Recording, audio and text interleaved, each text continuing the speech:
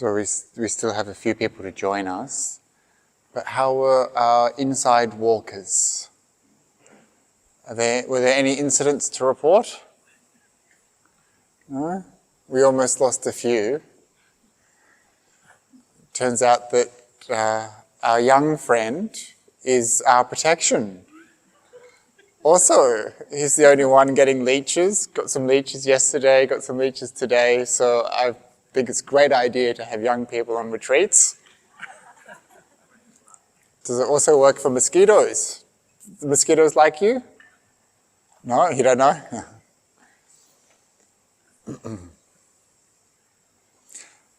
So this is one thing that I like about going into nature to meditate. So easy to sit in an air-conditioned Dharma hall and think that you're having really, really good meditation and that you've made a lot of progress on the spiritual path, and then you just walk a few meters away to sit in the forest and you see that perhaps your mindfulness isn't as good as you thought, or your equanimity isn't as fully developed as you had hoped. And so we learn a lot of lessons in nature.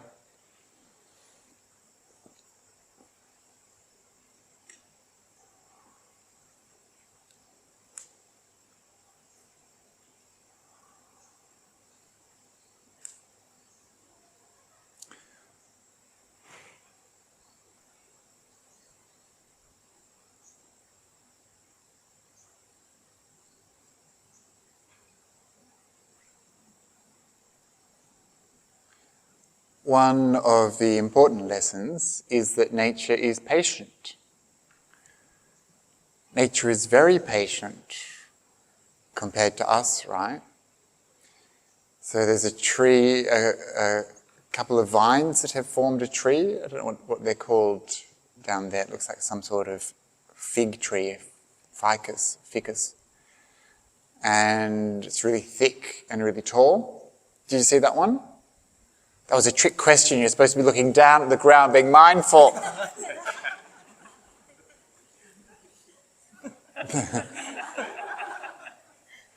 There was also... You didn't say anything. Very good. Sadhu, sadhu, sadhu. And then there was also a vine, a big, thick vine, like that thick, that had coiled around a tree. Did you see that one? No. Is that lying? Were you lying? And when Terence and I didn't see it the other day, we said to each other, how long do you think it's been here? And Terence said, hundreds of years. It takes a long time for these things to grow, right? And so this is something we learn from nature. It takes a long time for something to grow. And for humans, of course, we've become used to the idea of, I guess, the efficiency of chainsaws. The idea that we can come along and just slice something down in a few seconds. It's taken hundreds of years to grow. And we also have this attitude of quick expectations, quick results in many parts of our life, right?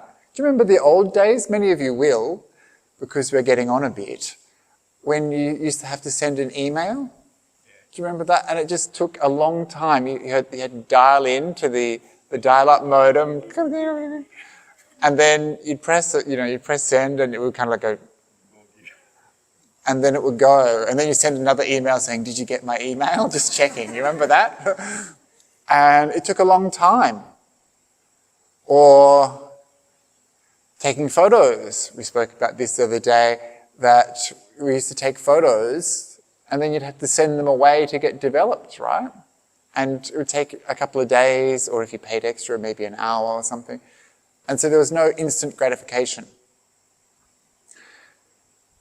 But now we have, our phones, and we've got these pictures straight away. 2 seconds later, they're published into the world. And so it's very different. So we also have this attitude with our meditation sometimes, that we can just get instant gratification that it shouldn't take long, and that we should be maybe better than we are, or further along than we are. We're not satisfied, we're disappointed, we're discouraged, and we lose hope. At this stage of the meditation retreat, sometimes people start to lose hope. This is it. I'm stuck with this head. There's nothing I can do. I've tried watching my breath and it's impossible. I've tried adding a few extra things of my own. Didn't work. And we become a little bit despondent. But the thing about meditation and the spiritual path is that it is a gradual process. And the Buddha talked about this again, over and over again. The Buddha kept on saying, this is a gradual path, it's a gradual training, the results are gradual, but it leads to enlightenment. You can imagine people turning up for one session with the Buddha and being like, why aren't I enlightened? And so it takes some time. The way I can see that I've made progress is to remember back a long way to before I meditated.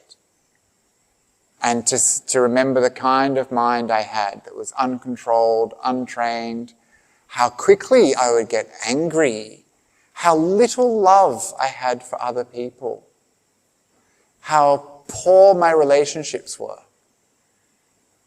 how I judged.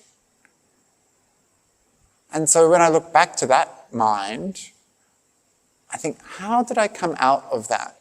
How did I stop being that kind of person? And the only answer I can find is that I had some tools, I had some training from the Buddha. And so I'm so grateful that I heard the Dhamma, because suddenly I had a roadmap, I had some information. These are unwholesome, unhelpful, unskillful states of mind. Let them go, get rid of them. These are wholesome, skillful, beneficial states of mind. Cultivate these. And even just hearing someone say, there is something else other than this, that there is something more to the way that we've been living. And so it's so difficult for us to see this unless we've tasted something, experienced something. The other day I mentioned at the BGF retreat this simile, so I apologize to those people who have heard it before. Hopefully it will mean something different this time around for you. This is a simile we find in the suttas of Ajahn and Jayasara, who were talking one day about the spiritual path and the kinds of experiences one can have. And so if you've had little experience of the spiritual path, or even if you've had a lot of experience but made little progress, then sometimes it's really difficult to believe in some of the things that we hear, like there are pleasurable states of meditation, such as bliss and joy and so much happiness that comes with meditation. Has anyone here ever experienced even a small bit of joy? A small bit of joy, okay. Who's experienced a little bit of bliss? Good. Who's experienced some happiness from meditation? No one. A few people. Okay, good, right. Well, so there's your problem. And I feel really sorry, actually, when I hear people who haven't had any happiness in their meditation, hadn't had any bliss or pleasure, because it must be very dry in there. And I don't know how you turn up to the cushion, quite frankly. So the people who love meditation, talk about meditation, are always happy to jump on the cushion. they're like that because they've experienced some joy and happiness in their meditation and learnt how to cultivate it, so that when they sit down, joy, rapture, bliss, happiness arises. And that's why they enjoy their meditation, because they're having a good time. Someone like my teacher, Ajahn Brahm, he has such a good time. He would rather be meditating rather than doing anything else. And sometimes you see him, he'll come out of his hut and it looks like he's come from another dimension and he's just beaming. And it's like, "Hi Ajahn, how are you?" And he's coming back from another place and it's like, "Excellent." And you think, whoa, where has he been? And so it's difficult for us to believe that these stages or these aspects of meditation are possible. And so this story about Agi Sevana and Jayasara. So they're at the bottom of a mountain or a hill. And one of them climbs up the hill. And he's looking out. And he can see palaces, gardens, beautiful places, lakes. Because he has some view, right? He has some perspective. He can see something different to the person downstairs at the bottom of the mountain who's just looking at the rock and the grass or whatever. And so the person down at the bottom yells out, "What can you see up there?" And he's like, "I can see palaces and lakes and gardens." And the person downstairs is like, "I don't believe you," because he can't see it. And so that person at the top comes all the way down, grabs the hand of his friend, drags him all the way up and says, "There, you see? Oh yes, I can see palaces and gardens and lakes too."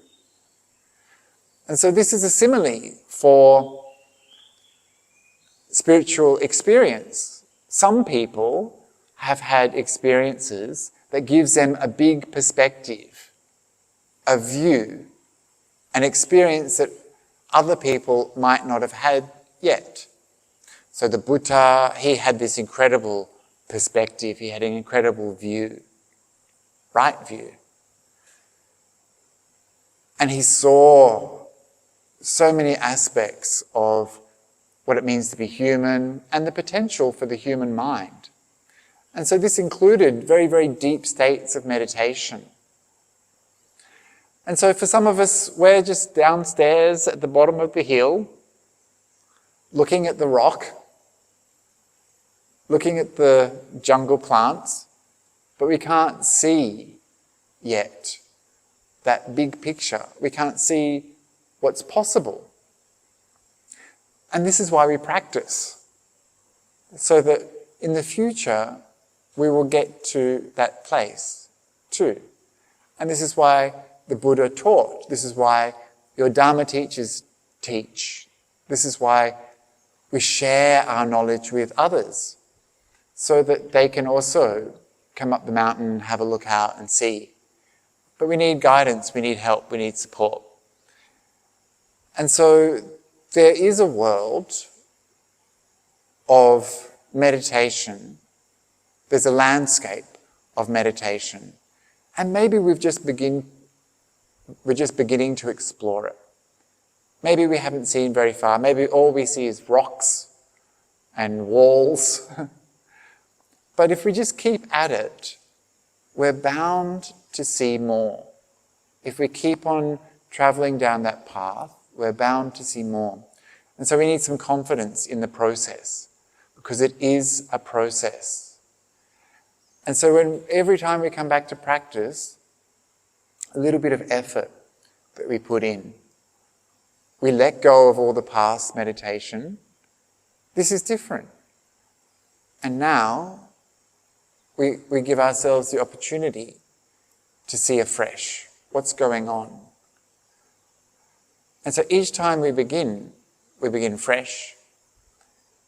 We allow ourselves to settle, allow mindfulness to naturally develop, and then, only then, go to the breath. And if you watch this breath, it becomes fascinating, really fascinating. It can become so beautiful. And it's so interesting what's going on. Well, this is a really long breath. How does that feel? This is a really short breath. Oh, I feel like my whole body is breathing here. And then we see how when we're breathing deeply, the mind and the body become so calm. Everything is starting to become like marshmallows. And then breathing in, we might experience some piti, some rapture, or we might experience bliss. We breathe in and we experience the mind, all its activities. We breathe out, experiencing the mind's activities. We breathe in and the mind is becoming tranquil. All those activities are starting to become subdued. And we get deeper and deeper and deeper and deeper into our meditation. And it's a pleasurable path. It moves through those stages of rapture and bliss, tranquility, drawing the mind deeper and deeper into samadhi, into stillness. So this is the process that we go through in our meditation. And you'll start to see that there has been a change in your practice over just the last 48 hours. Your mind is becoming more calm. Wonderful. That's great. Yay. Your mind is becoming more peaceful. Sadhu. That's progress. There was someone the other day, I spoke to this lady, she was complaining that nothing was happening in her meditation. And I was like, nothing. I'm like, usually there's something going on, right? And I was like, what do you mean by nothing? Nothing's happening. Okay. She said, the body disappears, there's no breath, I can't feel a thing. And I was like, okay. What's going on in your mind? Oh, there's a lot of happiness and joy. I'm like, something's going on though, right? And she's like, ah. So yeah, something was going on. So I don't know why I told that story now. Something's going on. So I guess what I'm saying is, now I remember, don't forget to kind of see the progress that you're making. Like, this is progress, experiencing joy and happiness. Like, she must have just been experiencing low-level joy, low-level happiness, but it's pretty good. It's much better than stress and distraction or whatever, right? So even the tiniest little bit of pleasure in meditation is potent and can deepen and deepen and deepen and deepen and deepen. And you'll be able to experience the kind of bliss that knocks you over. It's so powerful. And so these small moments where we have some peace or calm, don't just forget about them, pay attention to them. If you pay attention to that calmness, it grows. So we stop paying attention to the distracting thoughts, all of the things that take us away from that calm and peace, and we start bringing our mind back to that peace and staying with it. And then that grows. I think as Ajahn Brahm says, you water the flowers, not the weeds. So you pay attention to that space in between the distracting thoughts, that little bit of peace, pay attention to that. It will grow, it will develop, it will become much bigger, much easier to see. And then the distracting thoughts They've gone. That's why we keep on coming back over and over again to the breath, because the breath is what leads us to that place of calm, peace, clarity, brightness, and depth. So I've talked for a bit longer than I wanted to. We can meditate until about 20 past 11, and so it's about half an hour. So let's do it. Let's just begin. Over to you.